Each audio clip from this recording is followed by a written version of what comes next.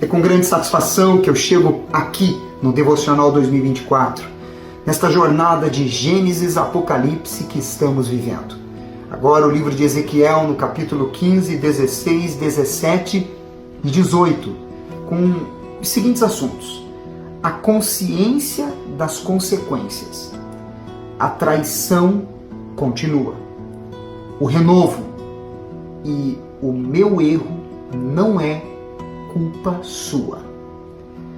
No capítulo 15, do versículo 3 ao versículo 5, quando fala sobre Jerusalém, a videira inútil, diz, versículo 3: toma-se dele madeira para fazer alguma obra? Ou toma-se dele alguma estaca para que se lhe pendure algum objeto? Eis que é lançado no fogo para ser consumido.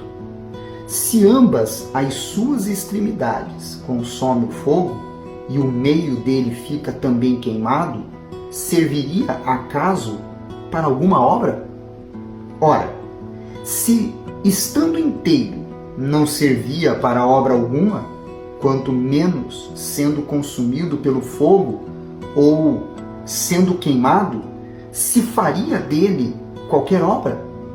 Essas perguntas que o Senhor Deus lançou em meio à profecia que deu a Ezequiel para que transmitisse ao povo, é que o pecado, ele traz consequências. A consciência das consequências do pecado deve estar latente dentro de nós. Deus, ao falar que Jerusalém era como uma madeira que não servia nem sequer para ser queimada, estava mostrando as graves consequências das transgressões contra ele. Por isso, devemos nos apegar ao sacrifício do Senhor Jesus, que foi feito na cruz, para que, mediante o seu sangue, sejamos remidos de nossos delitos e pecados, e assim a nossa vida tenha sentido e significado.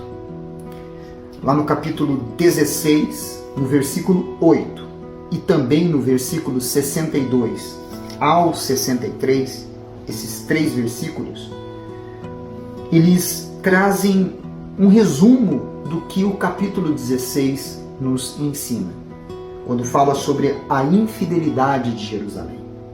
É muito profundo esse capítulo porque ele fala sobre como que Deus ele recebeu a sua noiva, Jerusalém, e como ele cuidou dela, o que ele fez por ela e depois qual foi o retorno que ela deu ao seu marido, o Senhor Deus. Ou seja, como ela tratou a aliança que havia sido feita. E isso nos traz profundos ensinamentos. O versículo 8 diz assim: passando eu por junto de ti, vi-te, e eis que o teu tempo era tempo de amores. Estendi sobre ti as abas do meu manto e cobri a tua nudez.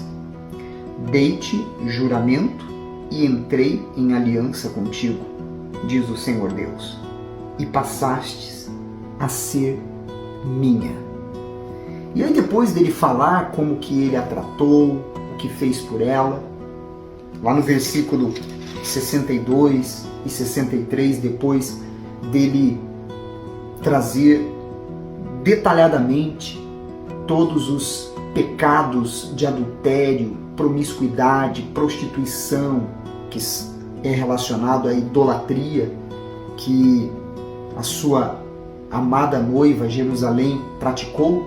Então o Senhor Deus ele diz assim: estabelecerei a minha aliança contigo, e saberás que eu sou o Senhor, para que te lembres e te envergonhes, e nunca mais fale a tua boca soberbamente, por causa do teu opróbrio, quando eu te houver perdoado tudo quanto fizeste, diz o Senhor Deus.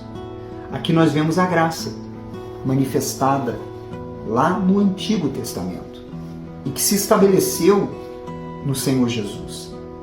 Mas é importante você entender a personificação de Jerusalém continua. Quando Deus compara a cidade a uma jovem a quem Ele misericordiosamente escolheu para ser sua esposa, logo que chegou a idade de ter filhos. Entender sobre uma mulher, as abas do manto simbolizava a intenção de recebê-la como sua esposa. Inclusive você vê um exemplo desse lá no livro de Ruth, no capítulo 3, no versículo 9. Cobrindo com o seu manto, o Senhor a protegeria da humilhação pública até ser capaz de casar-se com ela e vesti-la de roupas adequadas. Aqui conseguimos entender o quão desleal foi Jerusalém para com Deus. Devemos aprender sobre o quanto Deus nos valoriza. Ele nos cobriu com o manto do sangue do Senhor Jesus, nos remindo para termos aliança eterna com Ele, que foi estabelecida e pela sua graça e misericórdia está à nossa disposição. Mas como temos tratado isso? Eis a questão. Lá no capítulo 17, uma outra visão e de uma forma enigmática, o profeta Ezequiel, ele fala sobre a parábola das duas águias e da videira. Para você entender os personagens aqui retratados, você precisa compreender o seguinte. O Senhor explica essa parábola nos versículos 11 ao 15. A primeira águia representa Nabucodonosor, rei da Babilônia, que deportou Joaquim, rei de Judá, que é simbolizado pela a ponta de um cedro, no ano 597 a.C. A muda e a videira simbolizam o restante deixado em Judá por Nabucodonosor, sob a autoridade do rei Zedequias. Essa videira enviou raízes e ramos em direção a uma segunda águia, que representa o Egito, de onde Zedequias buscava socorro na sua tentativa de se livrar do domínio babilônico. O renovo tenro do cedro, que simboliza o rei de Judá, representa um rei futuro, por meio de quem o Senhor restauraria a glória da dinastia davídica e da nação. Esse renovo tenro é o Senhor Jesus, o Messias, que cumpriu essa profecia. Já no capítulo 18, no versículo 4 e também no versículo 32, nos traz a orientação sobre a responsabilidade pessoal das nossas atitudes. No versículo 4 diz assim: eis que todas as almas são minhas, como a alma do Pai, também a alma do Filho é minha. A alma que pecar, essa morrerá. Toda alma é de Deus, mas cada um, ao vir ao mundo, tem a responsabilidade de levar essa alma de volta para Deus. Mas embora seja de Deus toda a alma, podemos desviar a alma para que outro se aproprie dela. E a consequência, como ele diz aqui, é a morte, mas morte eterna, que é o lago de fogo e enxofre. Lá no versículo 32, quando ele fala ainda sobre esta responsabilidade que é individual e ela é particular, diz: porque não tenho prazer na morte de ninguém, diz o Senhor Deus. Portanto, convertei-vos e vivei. Deus não tem prazer quando uma pessoa se perde ou ela é condenada à morte eterna. De forma alguma. Embora devemos nos lembrar que Deus ele não tem prazer em nenhuma condenação, mas nós precisamos tomar uma decisão. A responsabilidade é de cada um de nós. E para terminar, um pouquinho antes, no versículo 20, a palavra de Deus diz: a alma que pecar, essa morrerá. O filho não levará a iniquidade do pai, nem o pai a iniquidade do filho. A justiça do justo ficará sobre ele, e a perversidade do perverso cairá sobre este. Ninguém é responsável pelo pecado do outro.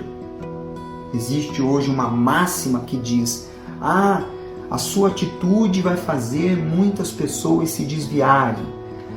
O seu erro vai fazer muitas pessoas irem para o inferno, pecarem. Isso nada mais é do que o jugo da religiosidade. Porque cada um, quando mergulha no entendimento das Escrituras Sagradas, compreende que o relacionamento ele é individual entre a pessoa e Deus. Então, é algo intransferível. Se te ajudou o devocional de hoje, então clica nesse aviãozinho que tem aqui e envie a todos os seus contatos. E também coloque no seu story, nas suas redes sociais, listas de transmissão, porque assim o Devocional 2024 vai se espalhar. Deixe o seu comentário e o seu like também. Amanhã eu volto com você com mais do livro de Ezequiel. Deus te abençoe.